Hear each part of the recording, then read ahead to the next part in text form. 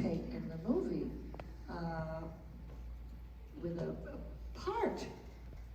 And I thought, oh my God. And I put on my most polite voice. And I said, you know, I'm very flattered. That's really nice of you, but Stephen, I don't do cameos. And he said, oh my God, no, I wouldn't dream, no. No, he said, Tony Kushner, who wrote the script, he rewrote the script, wrote a real part for you, and it's in place of Doc. You are Doc's widow, and you run the candy store, you still do. And I said, oh, really? It's a real part? He said, yes. I said, well, gosh, please send me a script, and I'll let you know. And I read it, and the thing that really, really put me into tears was that I could get to sing Somewhere, which is one of my favorite songs. I couldn't believe it. I couldn't believe it. So, of course, I spoke to him the next day, and I said, absolutely, I would love to do it. I'm honored. But I said, there are some caveats. I mean, you have to assure me that you're going to address some of the issues that the original movie didn't. The business of skin color and the business of how you deal with people who are outliers, you know. They didn't deal with that at all in the other movie. And that's not even a criticism, because at the time, it was a movie of its time. Let's put it that way, okay? And he said, no, we are dealing with that. And Tony Kushner is really, really dealing with that. Everybody is going to be respected for who they are. It's no longer a question of we have to have people with dark makeup on because you're all one color, that kind of thing. And I said, okay, that's reassuring. That was very important to me. I mean, I did this astonishing movie once. It got an immense amount of attention. It got all kinds of Oscars, and I wasn't going to foul that up. But he reassured me that it was not, and he says, as a matter of fact, if you want to feel protective about the movie, I would like to make you executive producer of it. And I said,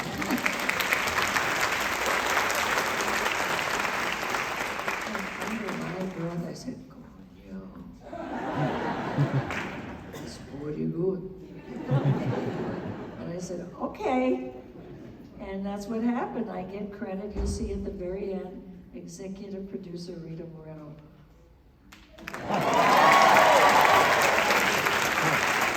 Fantastic.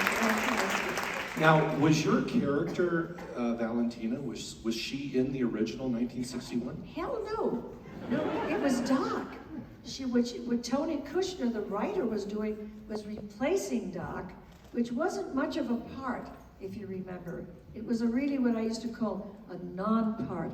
He was really there, in a way, to save Anita from getting raped in the assault in the candy store by the Jets. That's really all they were using him for. And you know, as an actor, I felt so sorry for him because it's not actable. There's nothing there. There's no character. There's no history. Tony Kushner, just so you know, because this is amazing, for every actor in this new production, the one you're going to see, he wrote a history in writing. He wrote a history of who you were, who your character was. Mine was like 20 pages long, and Maria's was like even longer than that. But he wanted all of the actors to know who they were playing, where they came from, why they felt the way they felt, why Anita felt the way she felt about Puerto Rico, because she didn't think that was such a terrific place. And they lived up to all of that. They were courageous, they were wonderful, they were respectful, and they were loving. There was so much love on that set. And it had everything to do with Steven Spielberg and Tony Kushner. Very much Tony Kushner.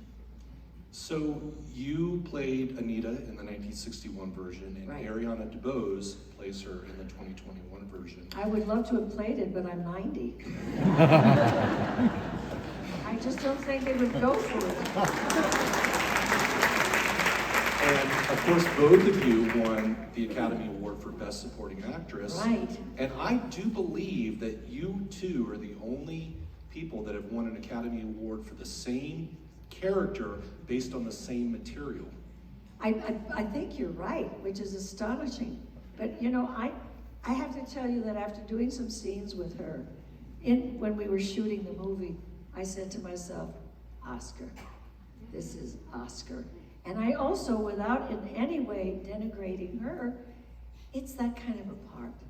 And as far as I'm concerned, the Oscar scene is the one in the candy store. Why do you think Anita steals the show in both this version and the 1961 version? Because she's got such gumption, because she has a sense of herself. And particularly in this movie, you know, she has extra scenes that I didn't have. And I have to say I was envious. I thought, oh, God, it would have been so much easier to play Anita had I had that kind of background. I mean, the scene in the kitchen, that wasn't there. Where she talks about women and, you know, about self-respect and all that kind of stuff. That was very important. She's a very strong character. In an interesting way, she is the strongest character in the movie.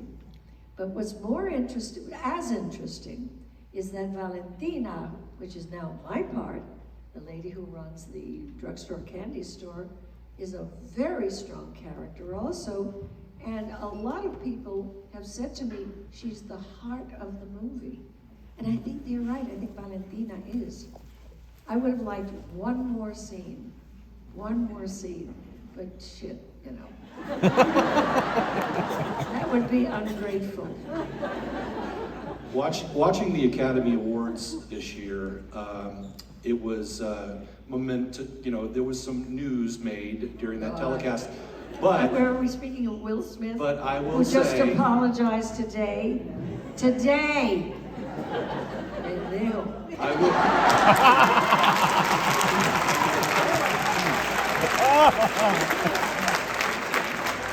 I don't like him anymore. I used to love him. That's probably going to be heard on the internet tomorrow.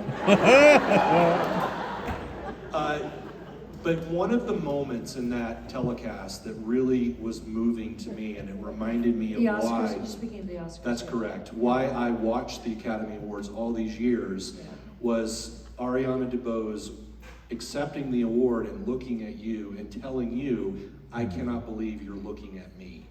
Oh, wow. And It killed me. It just killed me. Were you and Ariana able to bond during the course of the production? Oh, absolutely. Well, you know, I was going to see to that. I was determined that we were going to be friends, because when the day I met her was the day I flew into New York from California, where I live, for costume fittings and rehearsals. And I couldn't find her anywhere. And Stephen had asked if I would talk to both casts, you know, the Sharks and the Jets, and just tell them a little bit about myself and my background, which you can, by the way, see in the documentary that I made. And then at one point I said, where is she? And she was hiding. She was very, very nervous, very nervous. I said, come on, stand up, because they were sitting in seats like this when I spoke to them about my life. And she stood up and she was like that. So at lunchtime, I said, you and I are gonna have lunch together. And she said, okay. And she really was very, very nervous. And she said it to me. She said, you know, I just can't believe I'm sitting here with you, blah, blah, blah. And she told me how nervous she was. And I said, you know what? First of all, this should make you feel really good. You auditioned for this part, and you got the part. So Stephen must think you're pretty fabulous, right? And she said, oh, I didn't think about that. I said, well, think about it a lot. Think about it till you stop being nervous. You earned this. He didn't do you a favor. And I said, and number two, you're gonna do your version of Anita. You don't want to do the version of me. I know you don't, because you don't feel it the way I felt it. You will feel it the way you feel it, particularly as a black girl who is Afro-Latina, which is different from my Anita. And we had the lunch, and she got more comfortable, and we became really quite close. I think she's a remarkable person, and I think the fact that she is very open about her being gay is remarkable. She's very proud. She's very proud of who and what she is, and I love her for that. Yeah, we're proud.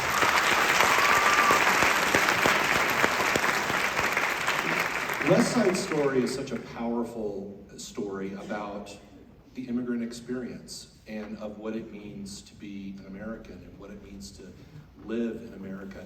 And I want to ask... I think it's a genius idea to put Romeo and Juliet, which is what it was initially, into the ghetto. It's just the Hispanic ghetto. It's a genius. Well, I want to ask you, what was your idea of what America was all about when you came to the United States? When I came here, well, I was just listening to my mother. I was just 5 years old.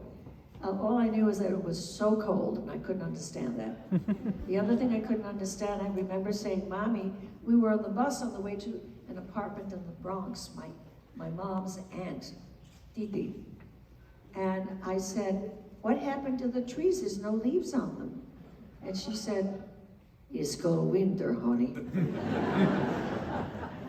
And you know, I didn't think it was thrilling to be there at all. It was freezing. I didn't speak the language. I went into kindergarten when I didn't speak a word of English, which is why I probably learned English really, really quickly. I wasn't crazy about it. There was nothing, I mean, what happened to the beautiful trees? What happened to the creek where my mother used to walk to wash clothes? And you know, she would rub them on rocks, and a lot of old ladies would do that. That's how they washed the clothes. And they'd bring them back very often on their heads in baskets. Like those cliche pictures that you see. So I didn't see anything about New York or America that was so thrilling. I didn't like it. I didn't like the fact that I couldn't understand anybody. And I went into kindergarten not speaking one word of English. Not one. And at that time, the diaspora had not happened, so there were not very many Puerto Ricans in New York City anyway. So I didn't have a lot of kids to talk to and play with. It was very rough. It was really difficult. And I think that's why I learned English so quickly. I was determined. I was not going to be left behind and not be able to have fun and have friends.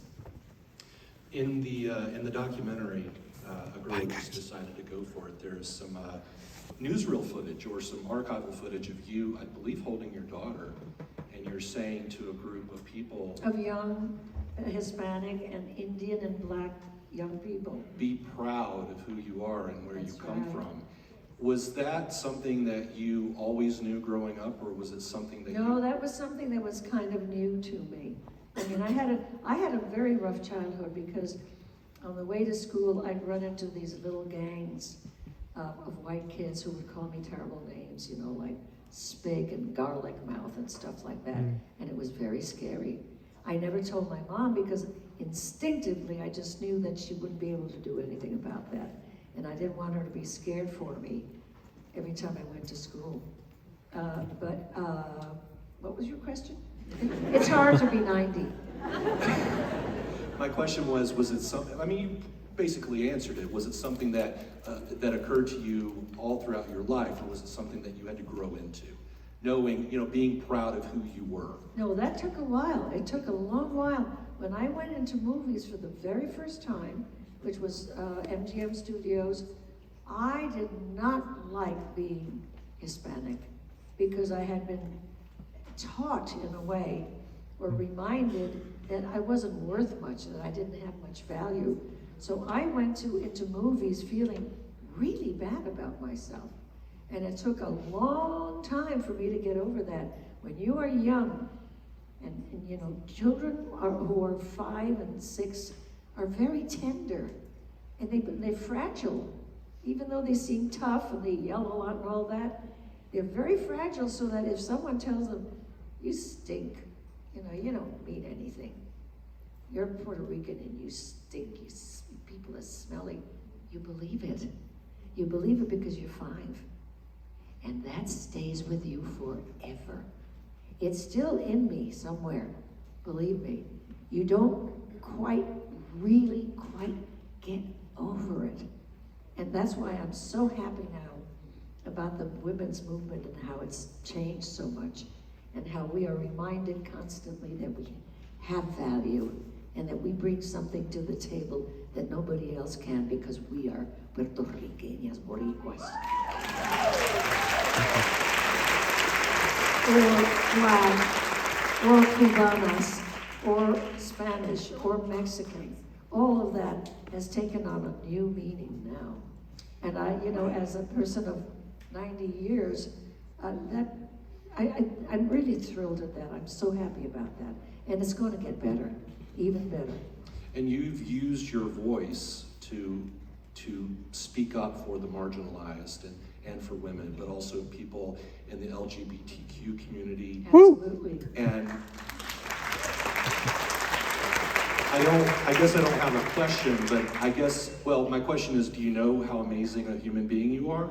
Not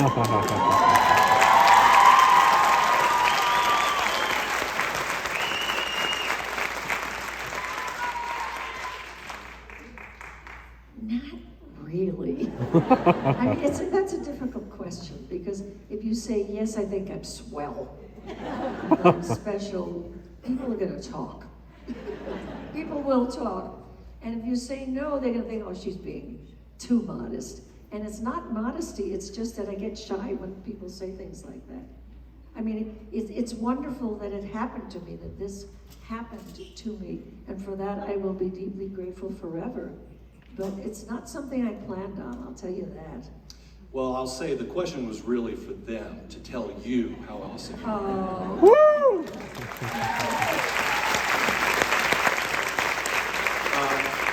I will say, so before we go to our movie, I have one last question.